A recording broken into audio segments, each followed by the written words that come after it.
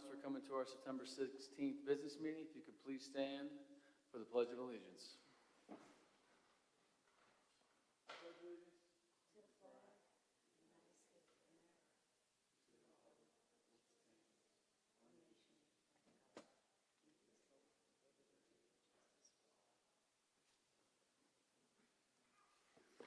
Well, thank you so much. We are joined by 6 of our trustees tonight.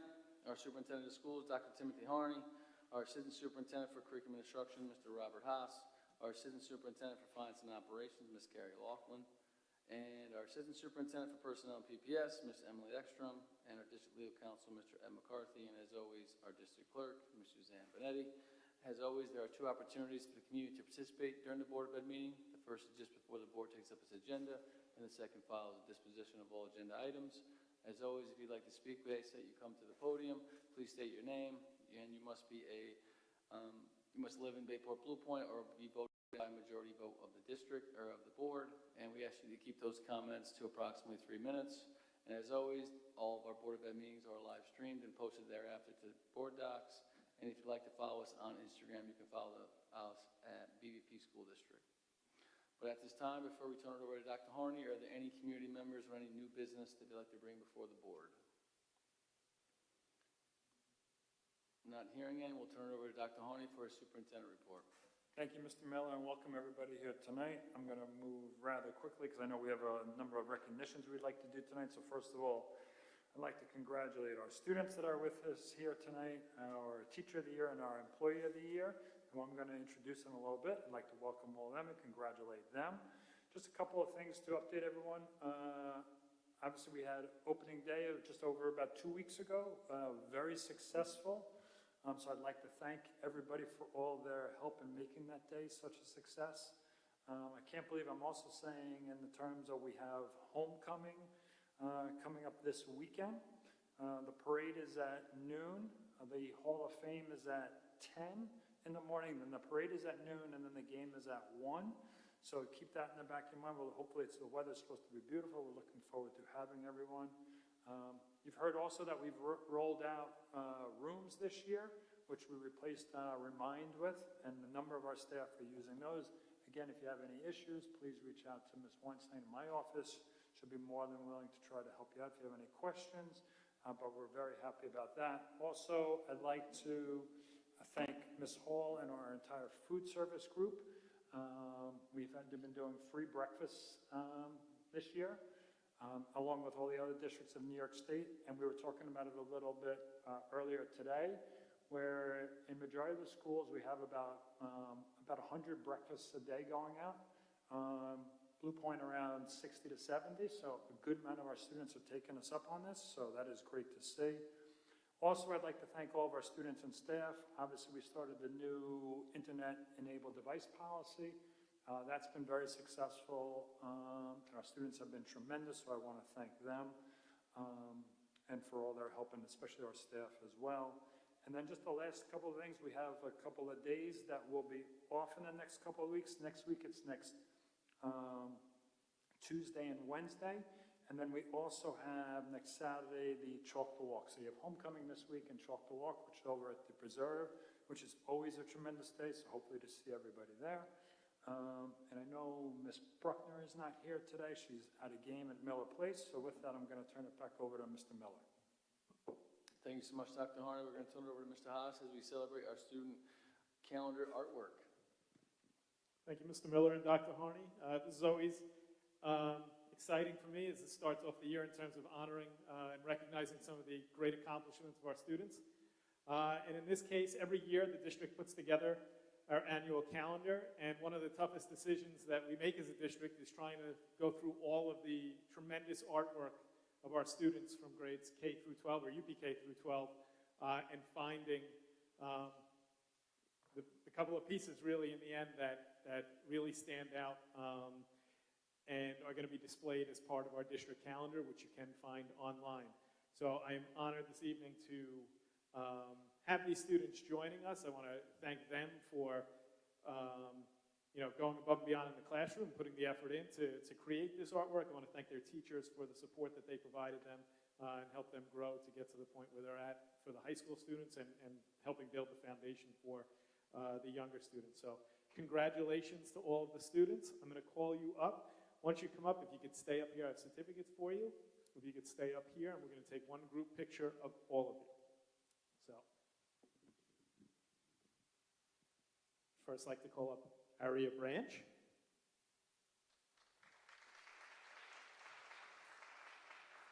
Phoebe Brownie.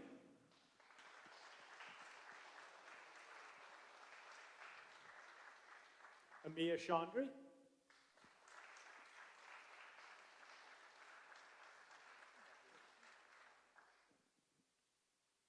Sean Curran.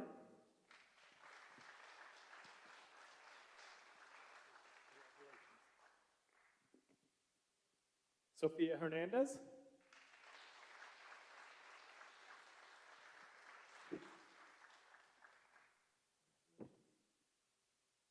Kylie Jensen.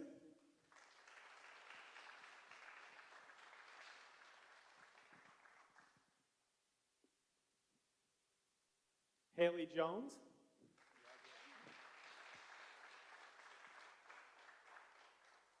Olivia La Calamita.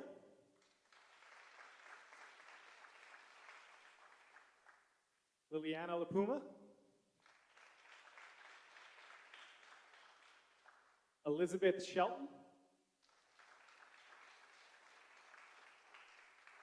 Audrey Silvering.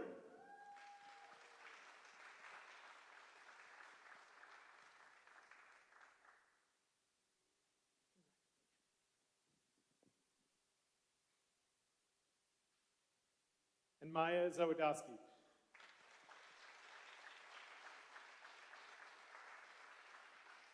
So congratulations, guys. You're going to stay there for a picture? You can come on up and take a picture if you want.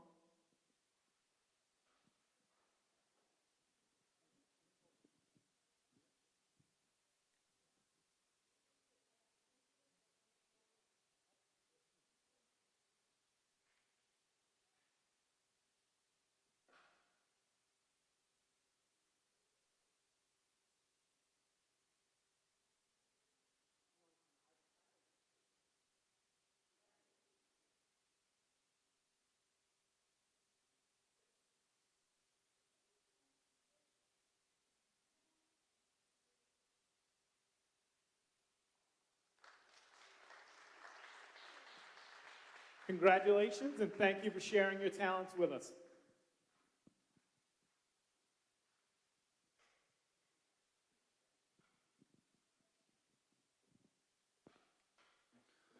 Congratulations, guys. Thank you so much. And at this time, we do have two more special awards for our Employee of the Year and also our Teacher of the Year.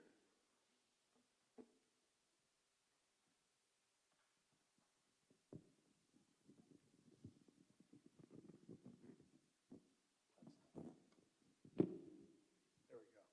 All right, thank you again, Mr. Miller. So first, so each year at our Superintendent's Conference Day, we do a number of recognitions, and we do two that are very special that we wanted to share with you here tonight. One is our Teacher of the Year, and one is our Employee of the Year. So at this time, I'd like to invite our board up front so they can actually congratulate the person as well. So I'd like to have all of you come forward.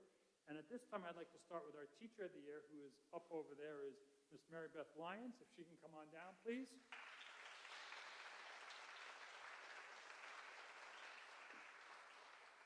Let me read you a little bit something that was written about her in her nomination. Mary Beth is an exceptional dedicated to her students, going above and beyond to ensure their success and well-being, both in and out of the classroom. She's actively involved in the Christopher Coluccio Foundation, working tirelessly to educate our community about mental health, depression, and suicide prevention. Her commitment to opening lines of communication between parents and children on these important topics demonstrates her caring nature and leadership. She is a dedicated advisor to the school newspaper, where she encourages students to express themselves creatively while fostering a sense of community.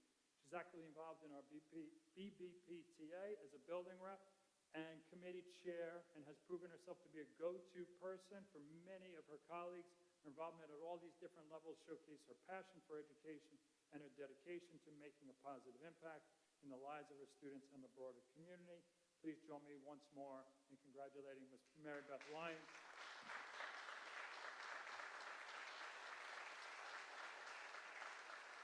if your children, if you had a child who's been lucky enough to have her, you know that she is truly for them, there for them. So I'd like to thank you, Mary Beth, for all that you do for our students. Can I do a photo?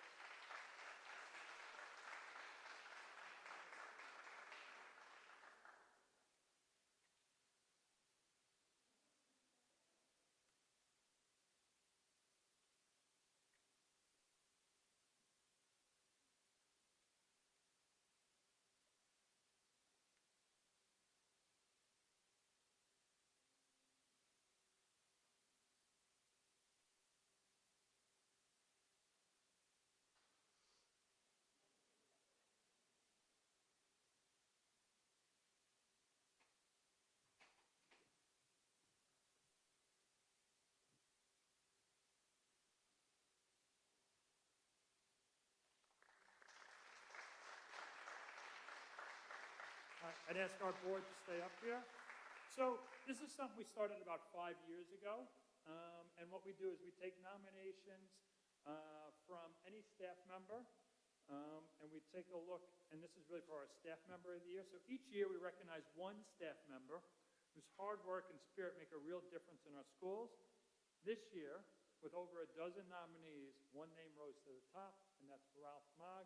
We'd ask you to come on up here so I could say a little something.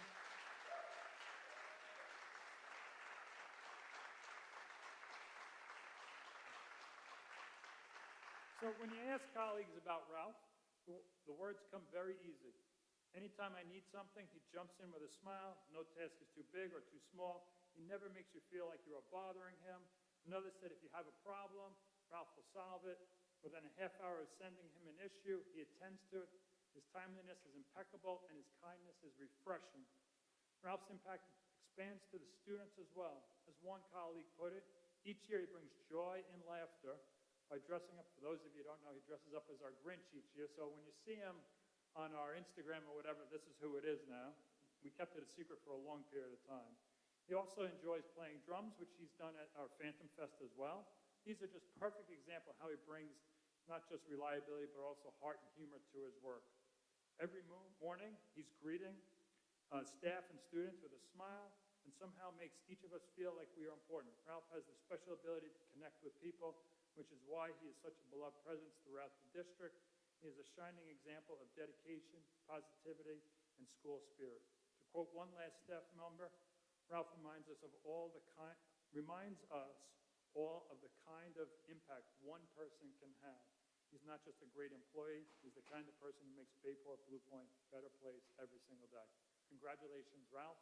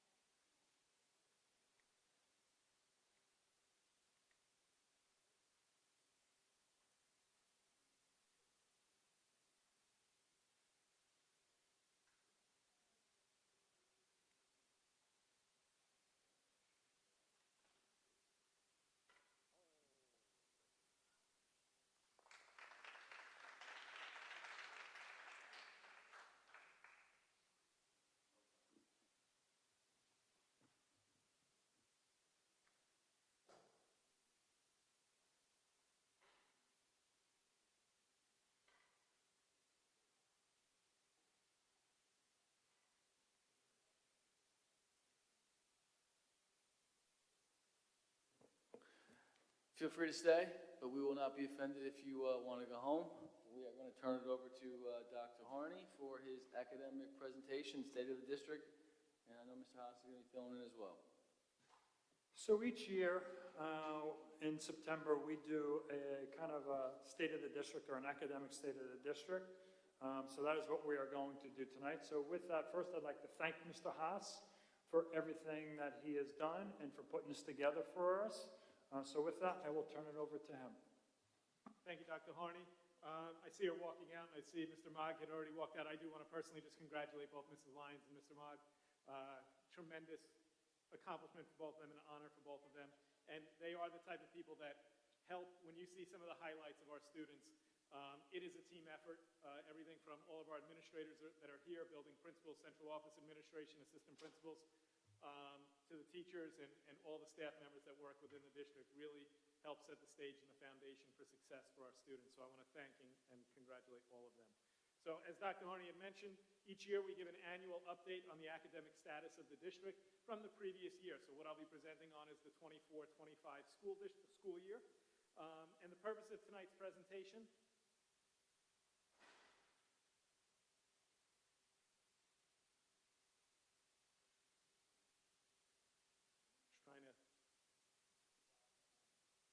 little glitch. Purpose of tonight's presentation, as you see there, is to review a lot of the important data from the district, the elementary.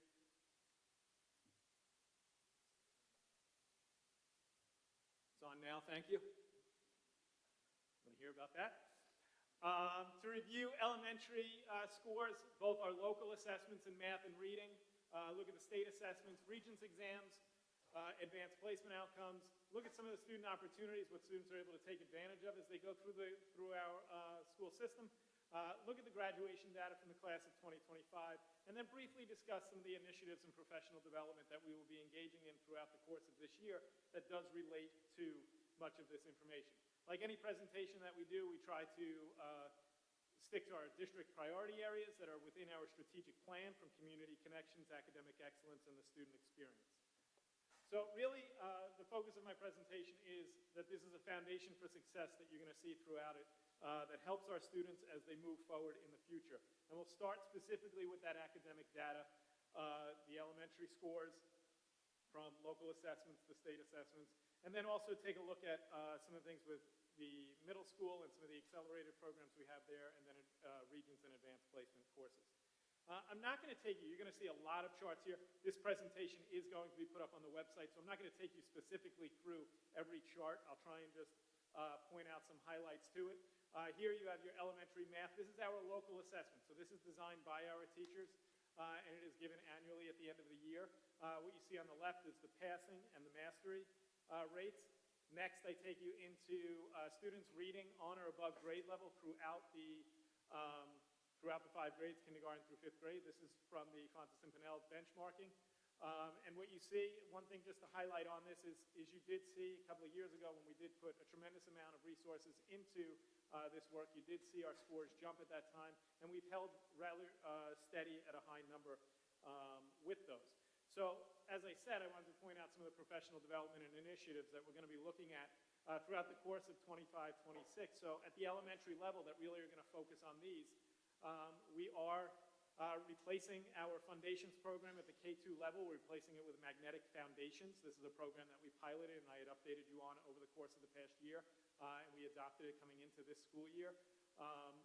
Also at the grades 3-5, we are bringing in magnetic reading program, which is a little bit different, but it helps strengthen our small group instruction to support the programs that are already in there. And then we are going to be engaging staff on continued focused professional development. Everything from having outside providers that are associated with the programs that are in, to having in-house staff from our department chair people and our building administration working with our teachers specifically on learning activities in both math and reading. And then we are also looking at how can we look to support the instruction and learning materials in both AIS math and reading as well. So even within reading, we've provided with the new program, we did have to look at some new resources, bringing in reading materials and resources for teachers from the University of Florida literacy program, and other materials to help them support the instruction that's going on in the classroom. So the next slides that you'll see here take you through the state assessments. It's broken down as first ELA, and then it's math and science. So we give the state assessments in ELA and math for grades 3-8. Science is grades 5 and 8. So it takes you through first the ELA, and again, these charts will be put up on our website, so you'll see all of this information there. Okay, and at the end of it, as I go through them, at the end of it, you will see a summary slide, which I'll share with you some of the information as we looked at it and how do we interpret the data and what are we doing with the data. So now you jump into the math. You see starting with grade 3, the math works its way all the way up to grade 8. Okay, and then you have the science assessment, which You only see 2 years on there. That is because this assessment had changed, and I only gave you, as you'll see with the Regents exams, only the new assessment that we're looking at right now. So one of the common things that you'll see with the assessment, some of the summaries is looking at it is, everyone looks at data and you have to interpret that data and how can you use it. But some of the highlights of it from what we saw is out of the cohorts, in both ELA and math, you saw 4 of the 5 cohorts increase the percentage. So what does that mean? We looked at in the 23-24 school year, and I'll start with, we looked at 3rd grade. Obviously, they didn't take an assessment before then or a state assessment before that. So we looked at that, what their scores were in 3rd grade, 23-24. We then took that cohort, they moved to 4th grade, and we looked at how did they do the following year. And what we saw in 4 of the 5 cohorts in both subjects, we did see an increase in the percentage of students scoring a 3 or 4 in both of those. So it then starts to lead us, okay, what do we do with these results? And one of the things we've already started talking about is starting to engage our teachers using these specific things. Something we haven't done that much before and focused on is starting to look at the data, starting to look at some of the reports that are available to us through New York State, through Eastern Suffolk BOCES, to help our teachers start interpreting data and make instructional decisions based on that data. And it's not going to be, this activity, this exercise that our teachers will engage in is not going to be specific to state assessments, but the idea behind it is also helping them build the tools necessary to be able to utilize data on their own assessments in class, and how can they use that data to help inform their instruction moving forward. So from the state assessments, as you start to get into the secondary level, we jump into the Regents exams. So just as you'll see the charts there, we're always familiar with, okay, somebody scored a 70 on a 75, an 85, a 95 on a Regents exam, the percentage. What the charts that we have here are broken down into the levels, just like the state assessments. Okay? And what you see here is just what the levels are. Now, there are 2 different types of assessment, or types of Regents exams that you would look at here. The old Regents exams, ones that they have not revamped to the new learning standards, those still fall under the traditional 4 levels, but some of the newer exams, which I'll identify in a few minutes, they now break them down into the grade bands of the 5 levels. So anyone, when there's 5 levels, if it's level 3 or better, it's a passing grade on the Regents. 4 is level 3 and 4. And then you're looking at mastery as well. With the 4, it's just level 4, and then it's level 5 for when there's 5 levels. Okay, so you take it through. We start with our Regents exams in ELA. This is broken down into 2. Traditionally, we give the exam twice. It's 2 different groups of students that take it. In January, we have 1 group of students who take it. It's traditionally our AP students. And students in our modified classes will take the Regents in January, and then the rest of the class would take it in June. So you see the January results and then the June results. And then we start to go through some of the math results. Algebra 1, obviously you only see 2 years of the Algebra 1 exam. That's because in 2023, that was a new exam that had come out. So we did not look back, as the questioning of the exam is very different. So we wanted to compare just against what the exam looked like. Geometry, last year being the first year of the administration of this new exam. Algebra 2, like you see there, it's been 4 years. So as you see, as you go through them, we typically outpace the county in our exams from passing to mastery levels as well. Okay, so you see earth science, living environment. Now there is a new test that's coming within this. Living environment was the old curriculum starting last year. We administered we started with our AP biology students. This year everyone will be taking it, but they changed living environment to life science biology. So last year we had a smaller cohort taking it, but this year everyone will be taking it. So our chemistry results. Now chemistry, as you may know, chemistry is offered at 2 points during the school to our students. We have 9th graders who are in the accelerated program who took earth science in 8th grade. They also they'll take chemistry in 9th grade, and then traditionally we're used to students taking typically chemistry in 11th grade. So those are the 2 different groups that would take chemistry. Physics, which is mostly our juniors and seniors. So when we look at the Regents exams, we have global history. And then lastly, U.S. history, which last year was the first administration of the new exam. So when we look at the summaries of the Regents exams, one of the things I had talked about with you is just we had new exams. I apologize, it says 2024 for Algebra 1. That was actually 2023. The other exams came in 2024. And then 2026, you're starting to see some other exams. Algebra 2 will be changing up, chemistry, physics, English language arts.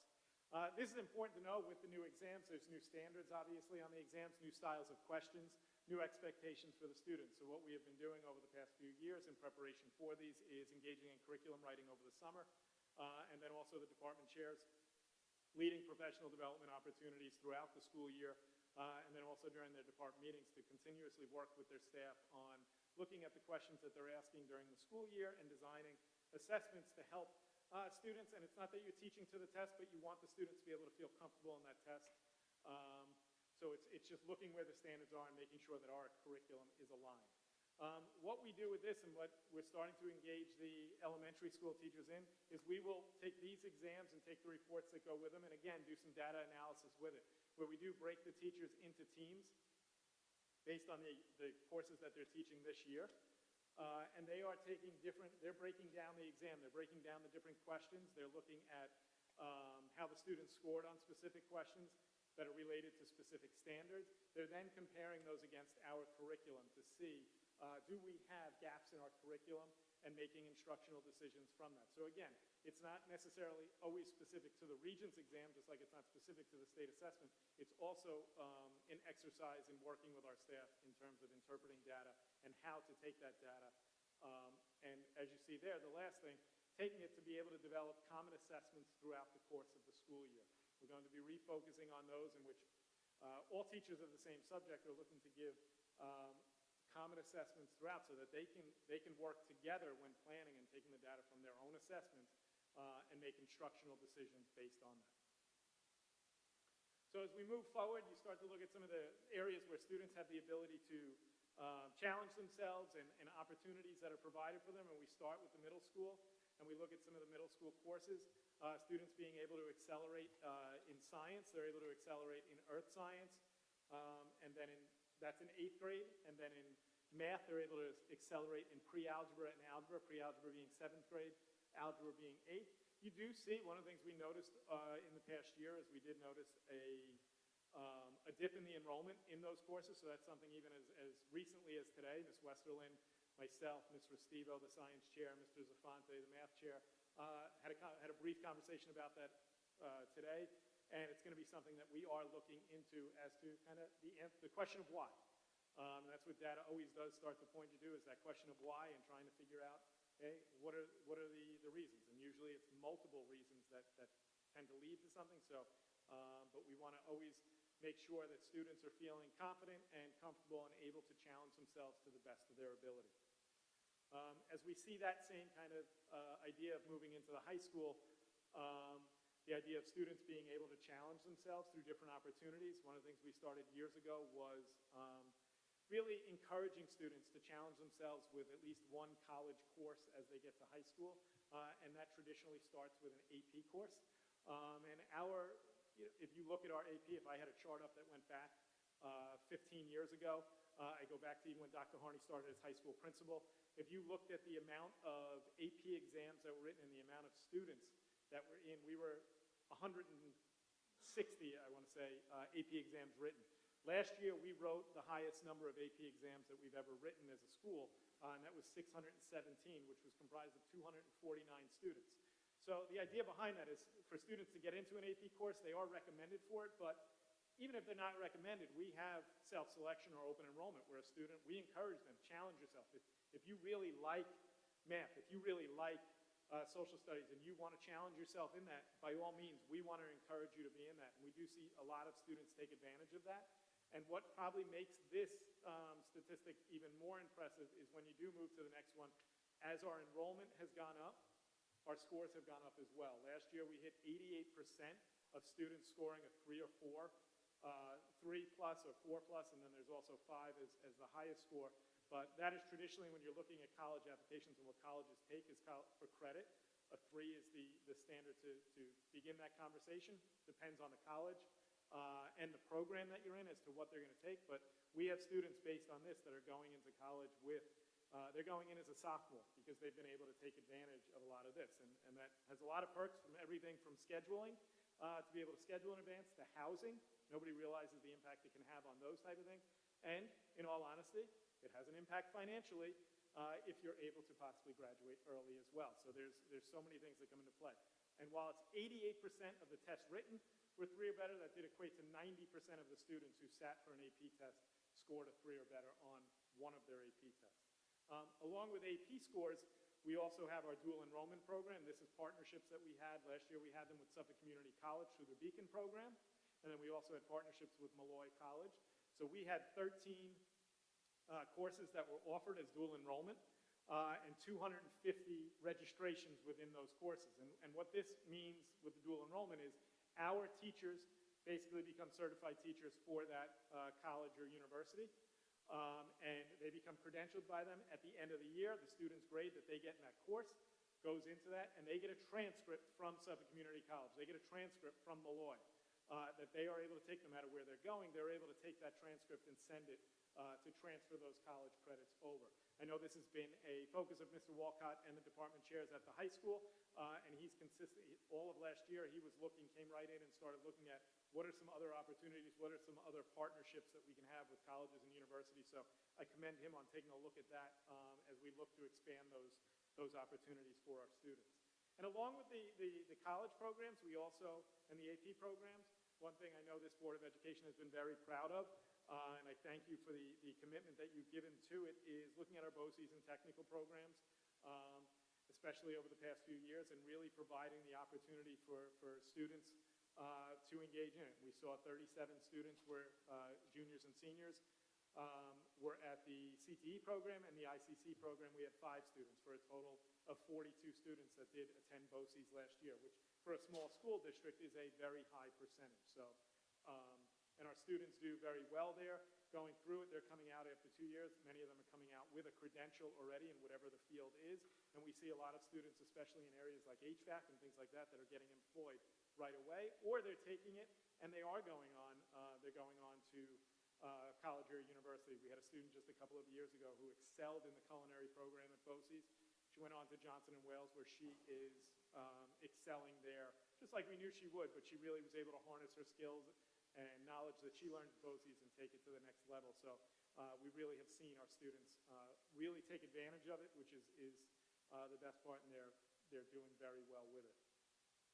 So after we go through the programs, we start to look at, okay, our graduating class last year, how did they do?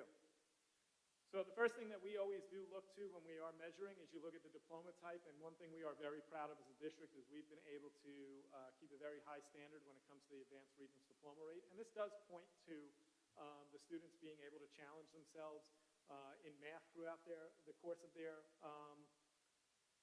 high school career. Also within world languages, in order to get an advanced Regents diploma, traditionally a student will go through world languages through level 3 and hopefully beyond. But then one thing we've also started to see more and more of is students gaining a sequence in another area. So whether it's through the technical side, whether it's through business courses, through the arts. So maybe they weren't in world languages. They've been able to enroll in several art and music classes. So they've been able to earn an advanced Regents diploma that way. So we've seen students be able to take advantage of it, take advantage of their interest level, and enroll in those courses. So it's something that the guidance counselors have done a very good job of working with the students and helping them find that pathway through it. Post-secondary plans, we remain strong. Our students, 85% of our students are headed to college or university, be it 2-year or 4-year. But one of the things we started just tracking last year, we started tracking how are students going to trade schools. As we started to have more students enroll in BOCES programs, we've started to track where are they going with the trade schools and report on that. So we had 8% of the student body also went on to continue their vocational training at some type of trade school. Another thing that you'll see started with our graduating class, and this really does point to both the opportunities presented to them and a student challenging themselves, because these do take a little bit of work outside of the classroom. And number one is the Seal of Biliteracy, which we introduced back in 2021. We had 3 students in that first year earn the Seal of Biliteracy in world language. Basically what it takes there is they have to show that they're excelling in their English class, but then also excelling in doing a project presentation in their world language, their language of choice. And we offer Spanish and French, but we've actually had students who have earned the seal of biliteracy in other languages as well. So, but to see those presentations at the end of the year when those students stand in front of a panel and speak fluently in the language that they are seeking the seal in, doing a tremendous job. What we offered in the 23-24, and we see some growth in it, is also the seal of civic readiness. This is through the social studies department, and really shows a student, in order to earn this, must demonstrate civic responsibility through some type of community service project, and it goes beyond just doing a project. It's then doing research with that project. How did it impact not only whoever they were serving, but also how did it impact them as well?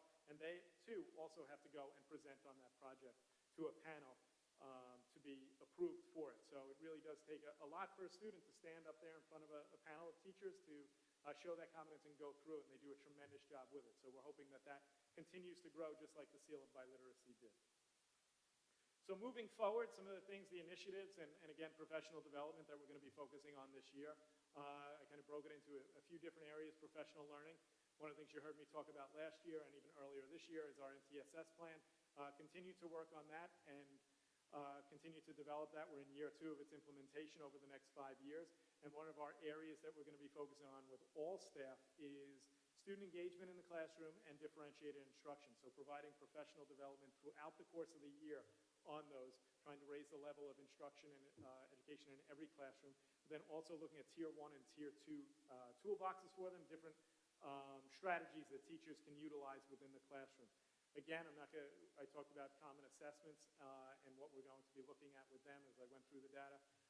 And then finally, one of the things that we really will be focusing on this year through our instructional council, through our secondary leadership team, through our guidance departments, is that portrait of a graduate. Many of you have heard the New York State is looking to change the standards in terms of, or the requirements in terms of graduation. And one of the things they've come up with is the portrait of a graduate, and looking for possibly project-based learning, looking for ways to replace some of the traditional Regents exams that we had, that we showed there, looking for students to develop their teamwork skills, become more global citizens.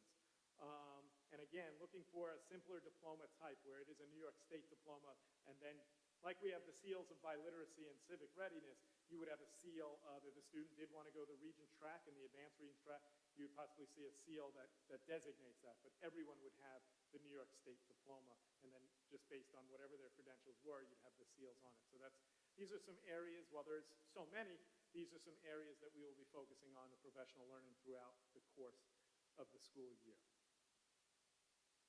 So I thank you. Again, I want to thank all the administrators and our administrative team for all of their efforts throughout the year to help try and support some of these things. Definitely want to thank our teachers for the hard work and all the support staff within the schools. And lastly, thank the Board of Education for your support of the programs that we're able to offer for a small school district. We are very proud of the wide variety of courses and experiences that we're able to provide our students. So thank you. Thank you, Mr. Haas. Any questions from trustees? Any community members, any questions? Dr. Harney?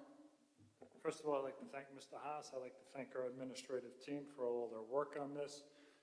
Again, as we look at this, it shows some of the areas that we're going to continue to look at and improve upon as we're going, but it also shares some of the things that we can celebrate as we're going forward. One of the things that we did not really speak to, and we're not really speaking too much, but I think it is important, where we could get help from our community is we still, at the grades 3 through 8, have a large portion of our students opting out of tests. Probably on Long Island, we're still one of the higher districts of around 50%.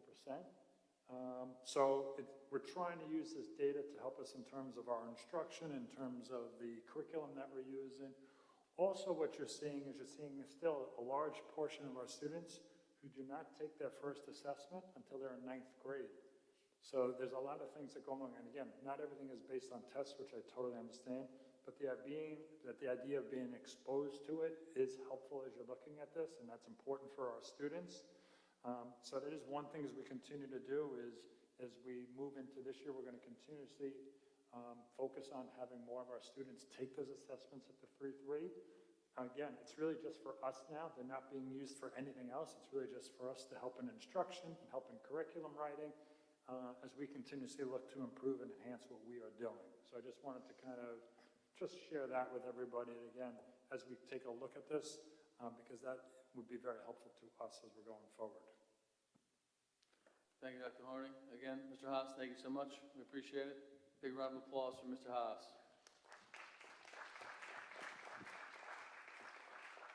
Moving on to the consent agenda, are there any items the board would like to remove from the consent agenda and placed on the regular agenda?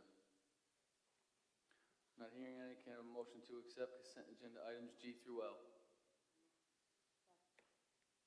Ms. Conley, second by Ms. Pignataro. Any discussion?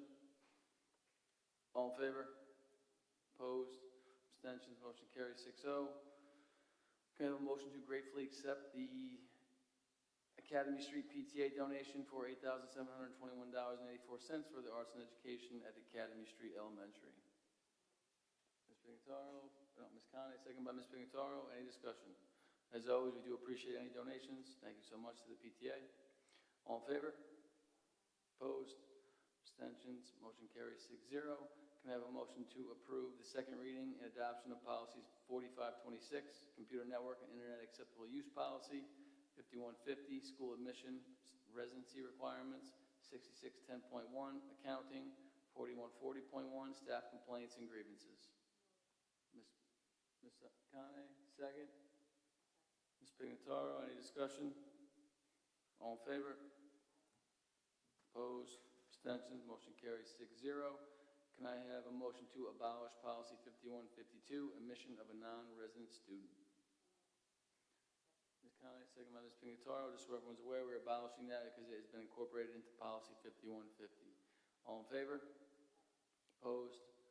Abstentions? Motion carries. Can I have a motion to waive the second reading to abolish 5152, admission of non-resident students? Ms. Conley, second. Ms. Pignataro. Any discussion? All in favor? Opposed? Abstentions? Motion carries 6-0. Open up to the community members. Any new business or old business? Not hearing any. Any trustee new business?